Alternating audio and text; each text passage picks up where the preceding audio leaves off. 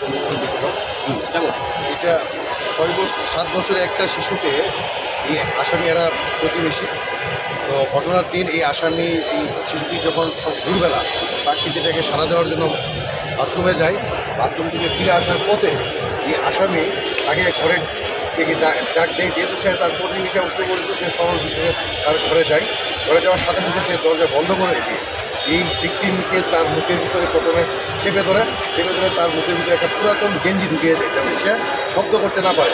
পরবর্তীতে তাও সে যখন করে তখন সে তার মুখটা উন্না দিয়ে পেঁচিয়ে ধরে সে যাতে নিঃশ্বাস পেতে পারে, এবং পরবর্তী এক পর্যায়ে সেই বাচ্চাটাকে মৃত্যু নিশ্চিত করে সে এই বাচ্চাটির উপর পাশবিক নির্যাতন চালায়, তাকে দর্শন করে আনন্যাচারাল ওয়েতে তাকে দর্শন করা হয়।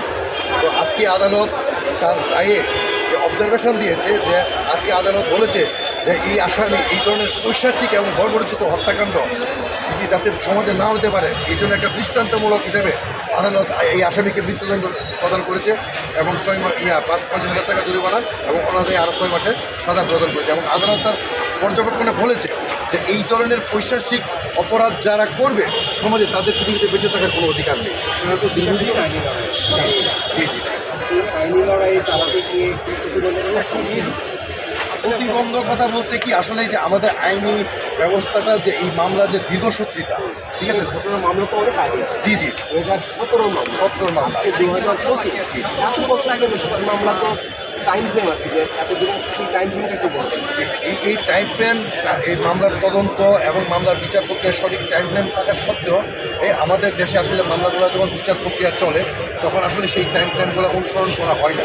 যার কারণেই কিন্তু আসলে এই মামলাগুলোর দীর্ঘসূত্রিতা এবং 8 বছর লেগে গেছে আসলে এই মামলার আজকে জাজমেন্ট পর্যায়ে আসবে।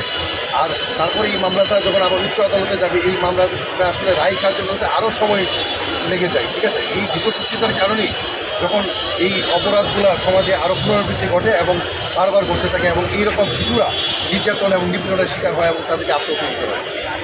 আচ্ছা, সেটা হচ্ছে এটা কি তারপরে ধর্ষণ নাকি ধর্ষণ করে হত্যা? আচ্ছা, এটা আসামি দর্শন পরে হত্যা, আগে হত্যাও করছে, তার মেরে তারপর 160 করে হত্যার পরে ধর্ষণ, হত্যার পরে দর্শন।